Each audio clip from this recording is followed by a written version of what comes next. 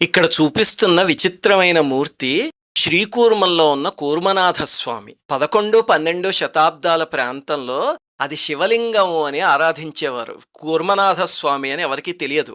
అప్పుడు భగవద్ రామానుజుల వారు యాత్ర చేస్తూ వచ్చి దివ్య దృష్టితో గమనించి అది శివలింగం కాదు, జీవమున్న కూర్మమూర్తి అని చెప్పారు.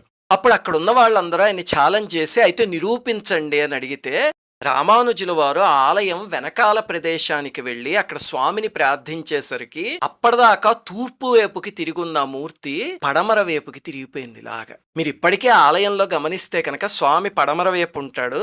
అలాగనే 2 ధ్వజస్తంభాలు ఉంటాయి. ఒకటి ఆ మొట్టమొదటి నుంచి తూర్పు వైపున ధ్వజస్తంభంలో అలాగే ఉంది.